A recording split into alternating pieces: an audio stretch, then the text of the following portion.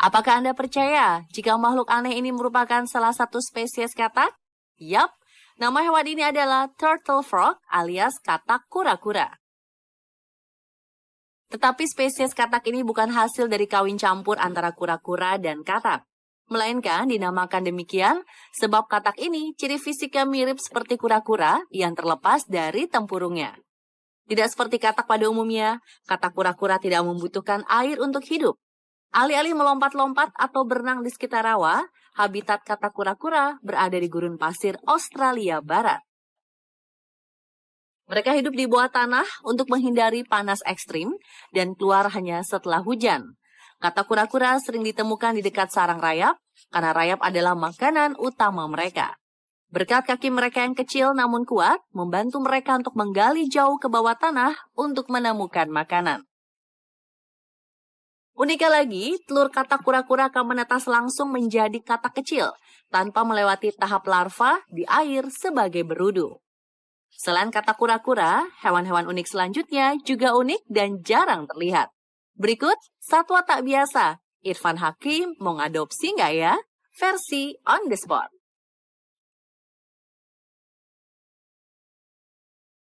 Sama seperti katak kura-kura yang dikira hasil kawin campur dua spesies berbeda, sekilas hewan ini mirip seperti tupai. Tetapi mereka memiliki selaput untuk terbang seperti kelelawar. Rupanya hewan ini adalah kubung. Uniknya, kubung mampu melayang dari satu pohon ke pohon lain dengan jarak maksimal 100 meter. Berkat membran pada tubuhnya yang merentang dari leher hingga ujung ekor yang disebut patagium. Patagium ini juga digunakan oleh induk kubung untuk membungkus anaknya, mirip semacam kantung pada hewan marsupial seperti kanguru. Kubung adalah hewan nokturnal yang berarti mereka aktif di malam hari.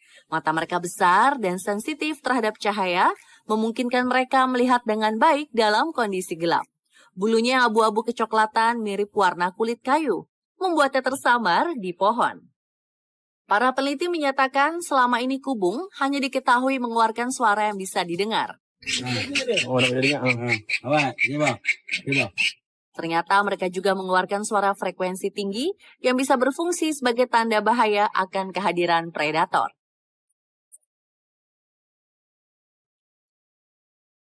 Hewan yang sering dikira hasil kawin campur berikutnya adalah anjing rakun.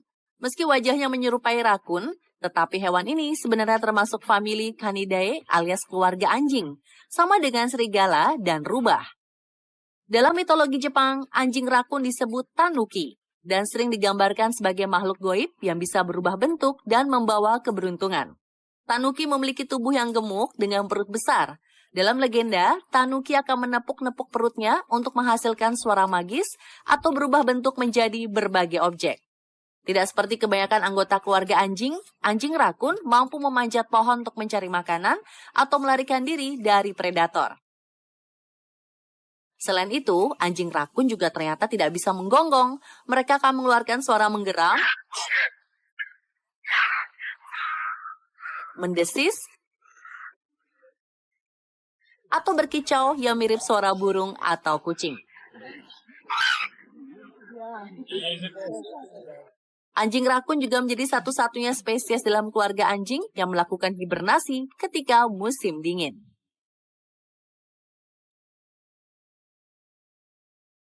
Mutasi genetik pada hewan berikutnya membuat tampilan ayam ini menjadi jauh lebih cantik.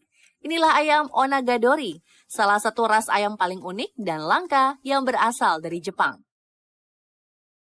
Ayam Onagadori terkenal karena ekornya bisa tumbuh hingga 10 meter. Hal ini disebabkan oleh mutasi genetik yang membuat bulu ekornya terus tumbuh tanpa rontok, sehingga ekornya terus memanjang seumur hidup. Di Jepang, ayam Onagadori sering dianggap sebagai simbol keanggunan dan kehormatan. Mereka jarang digunakan sebagai ayam konsumsi dan lebih sering dipelihara sebagai ayam hias. Di Indonesia, sudah banyak yang mulai membudidayakan ayam ini. Budidaya ayam Onagadori memiliki potensi ekonomi yang menjanjikan. Harga jual ayam ini relatif tinggi karena keunikan dan kelangkaannya. Ayam Onagadori berusia 1 bulan, harganya berkisar 500.000 hingga 1 juta rupiah. Sedangkan dewasa yang memiliki ekor lebat bisa mencapai 20 juta rupiah.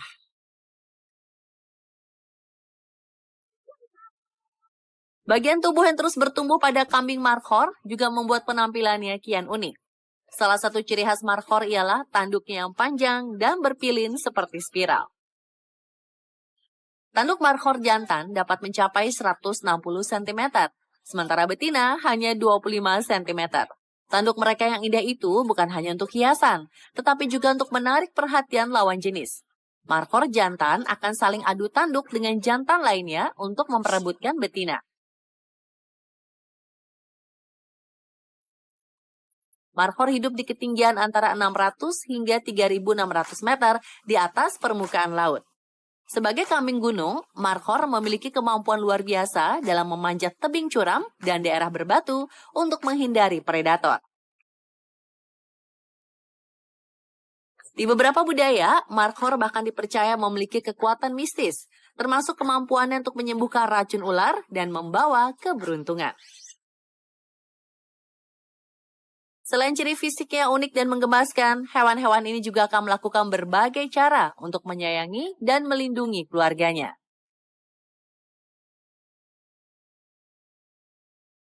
Jakana merupakan burung air unik yang dikenal dengan kemampuan berjalan di atas permukaan air berkat kakinya yang panjang dan lebar. Karena kemampuan ini, mereka sering disebut burung Yesus. Berbeda dari kebanyakan burung, betina jakana lebih besar dan agresif dibandingkan jantan. Setelah bertelur, betina menyerahkan tugas mengerami telur dan merawat anak-anak sepenuhnya kepada burung jantan. Sementara betina mencari pasangan baru. Uniknya lagi, jakana jantan terkadang terlihat memiliki lebih dari 2 kaki.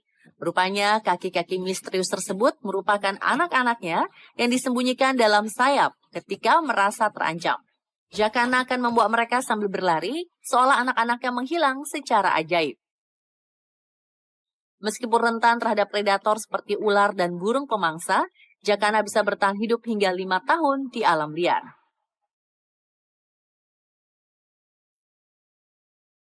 Jika pejantan jakana yang melindungi anaknya, berbeda dengan induk berang-berang yang suka memanjakan anaknya. Induk berang-berang sering terlihat menggendong anaknya di atas perutnya ketika mengapung di atas air. Hal tersebut dilakukan untuk menjaga anaknya tetap kering, hangat, dan aman dari predator. Untuk memastikan anaknya tidak tenggelam, induk berang-berang juga akan membungkus anaknya dengan ganggang laut atau rumput air. Tali alami ini berfungsi sebagai sabuk pengaman agar mereka tidak terbawa arus. Setelah beberapa minggu, induk berang-berang mulai mengajarkan anak-anaknya berenang, menyelam, dan berburu.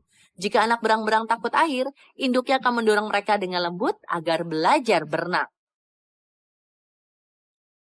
Uniknya lagi, jika seekor anak berang-berang kehilangan induknya, berang-berang betina lain terkadang akan mengadopsi dan merawat anak tersebut seperti anaknya sendiri.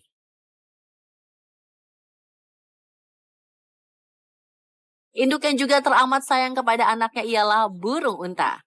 Meskipun tidak bisa terbang, burung unta adalah ibu yang kuat dan cerdas dalam melindungi anak-anaknya. Induk burung unta tidak bertelur di sarang masing-masing. Sebaliknya, mereka menggunakan satu sarang besar berupa cekungan dangkal di tanah yang digunakan oleh beberapa betina dalam kelompok. Nantinya, mereka akan berganti-gantian menjaga sarang tersebut agar terhindar dari predator. Menariknya, induk burung unta sering berpura-pura terluka dengan menyeret sayapnya di tanah untuk menarik perhatian predator agar menjauh dari sarang atau anak-anaknya.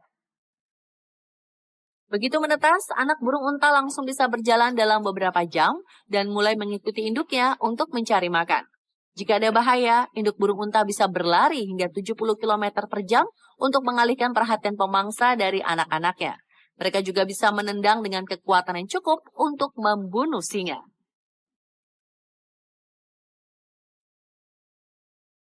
Satu lagi hewan dengan ikatan induk anak yang kuat ialah marmoset. Marmoset adalah monyet kecil dari Amerika Selatan yang dikenal karena ukurannya mungil dan sifat sosialnya yang erat.